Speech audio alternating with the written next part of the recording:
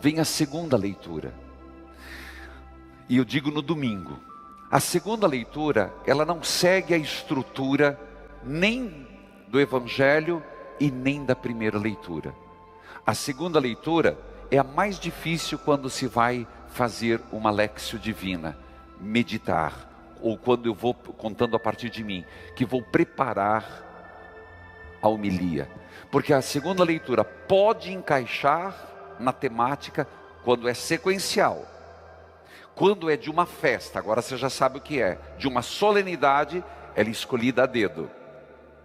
Quando é de um santo, numa solenidade, a segunda leitura é escolhida a dedo. Mas domingo que vem, por exemplo, a Ascensão, é escolhida a dedo. Quando chega no tempo comum, ela segue uma outra, ela pega uma das cartas e faz cada domingo um pedaço. Às vezes encaixa, às vezes não encaixa. Depois da segunda leitura, e quero chamar a atenção, mais uma vez o que eu já disse, não existe palavras do Senhor. Estas são palavras do Senhor. Não, é palavra, singular, o verbo. Alguém reagiu a isso, mas o que eu disse é verdade, é palavra de Deus. Ainda nesse momento, vem da palavra o canto de aclamação. Veja, na missa, a aclamação é de pé, sinal de prontidão. De modo geral, salvo raras exceções, que é da quaresma, tem que conter aleluia.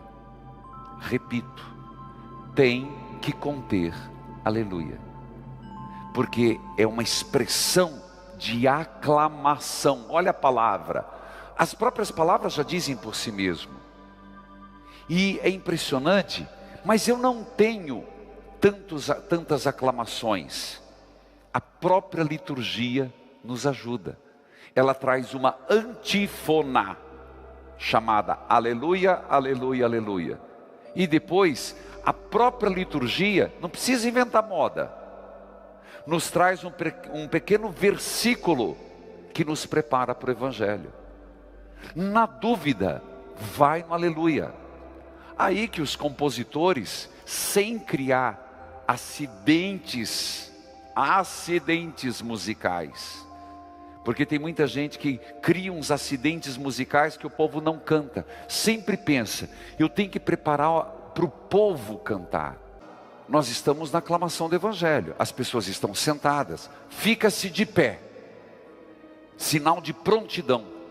Nós vamos receber o Evangelho, que quer dizer boa notícia. Nós vamos receber, é como que esse canto de aclamação, ele expressa como aquilo que vai baixar, vai abrir a grande notícia e vai ser proclamada.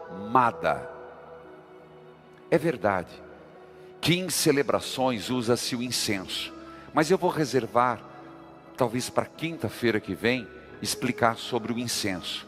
Em algumas comunidades se usa o incenso. Quando se tem o bispo celebrando, quem proclama o Evangelho é o padre, mas se tiver um diácono, é o diácono. E veja a importância do Evangelho.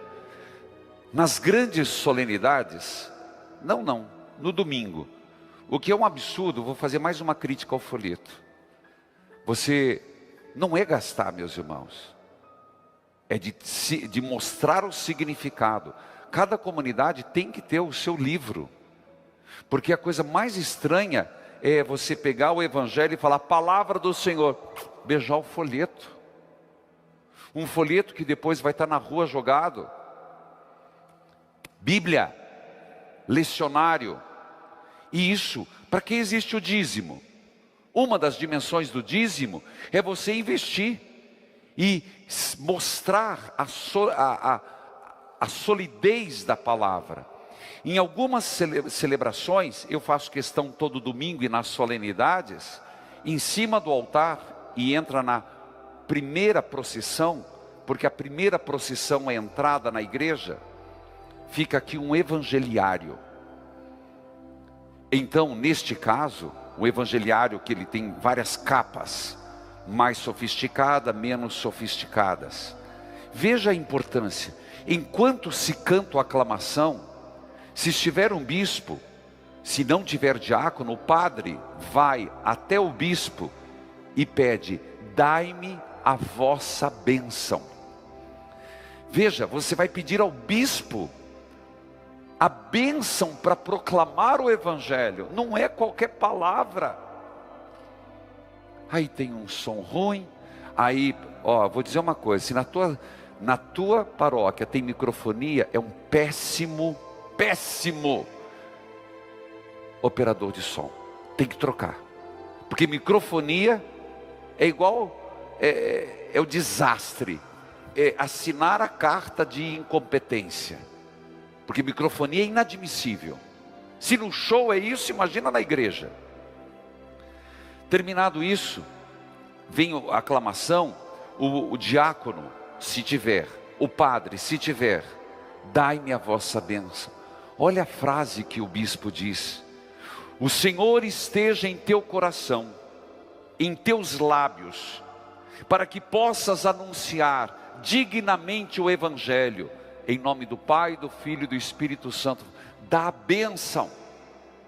Eu repito, para você perceber a seriedade da proclamação do evangelho, a importância da aclamação, a postura de estar em pé, de quem escuta, de quem diz: eu estou pronto, quero ouvir e viver. Sinal de respeito. Por isso, a igreja, ela nos ensina os movimentos orantes: sentar, ajoelhar, ficar em pé. O Senhor esteja em teu coração, em teus lábios, para que possas anunciar dignamente o seu evangelho, em nome do Pai, do Filho e do Espírito Santo. E a pessoa responde: amém. Vem e proclama, com incenso ou sem incenso, reserva para outro momento. Isso. Terminado, veja o que o sacerdote diz. O diácono ainda diz, inclinado no altar: ó Deus de todo o coração, purificai o meu coração e os meus lábios, para que eu anuncie dignamente o vosso santo evangelho. Seja o diácono, seja o sacerdote, o Senhor purifique os meus lábios e o meu coração, para que eu anuncie dignamente o vosso santo evangelho. Às vezes você vê que eu fico insistindo: respondam, pelo amor de Deus, respondam. Ainda mais aqui que nós estamos sem público, porque quem está em casa precisa ouvir você responder. O primeiro diálogo do padre com a assembleia começou lá no sinal da cruz. O segundo diálogo aqui: o Senhor esteja convosco, Ele está no meio de nós. É da assembleia. Se a pessoa... E o diálogo, ele entrou inclusive na oração eucarística, que eu vou explicar mais para frente. No mundo, lá na Europa, não tem aquelas orações na oração eucarística. É tudo seguido. No Brasil foi feita essa concessão para o povo ficar atento. Então, quando você vai na missa, responder a esse diálogo é para você oração, mas é para você uma oportunidade de você se ater, ficar consciente, não se dispersar. O Senhor esteja convosco, Ele está no meio de nós. Proclamação: o sacerdote faz o sinal da cruz no livro, é sagrado. O povo não é tocar mosca, o povo não é ficar fazendo qualquer coisa, é pelo sinal, 3 cruzes na testa, pelo sinal da Santa Cruz, livra-me Deus nosso Senhor dos nossos inimigos. Isso é que a gente aprendeu, mas aqui tem um significado diferente. Que a palavra de Deus esteja na minha mente, na minha boca e no meu coração. Então, nesse horário, o que a pessoa faz? Não é o sinal da cruz, não é qualquer coisa.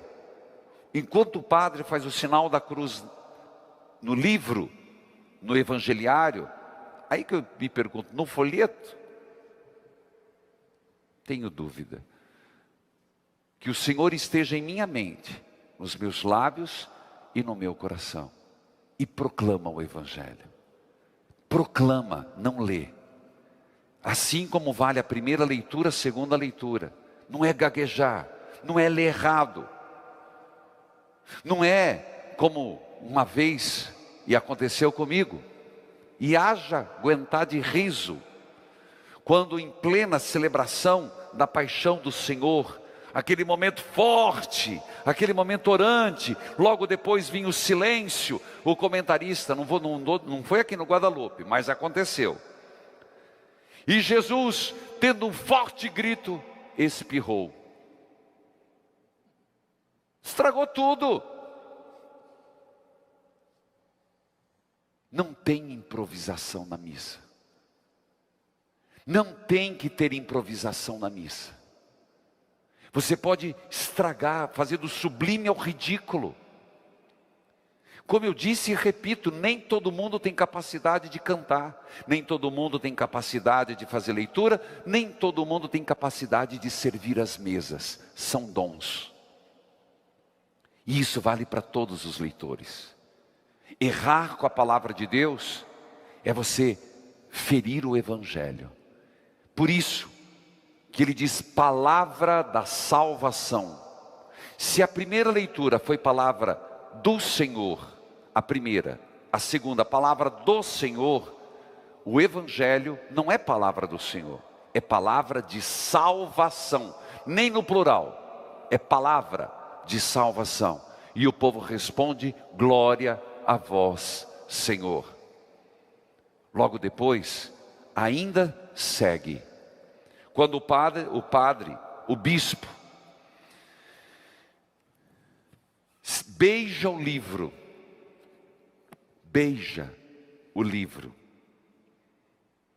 e reza em silêncio. Mas eu tenho feito em público. Sabe por quê? Porque as pessoas nessa hora não se dão conta que é uma bênção que está acontecendo. Beija o livro rezando em silêncio, que pela palavra do Santo Evangelho, nossos pecados sejam perdoados. Ato penitencial, olha o perdão voltando aqui. Que pela palavra de Deus, nossos pecados sejam perdoados. E a resposta, amém.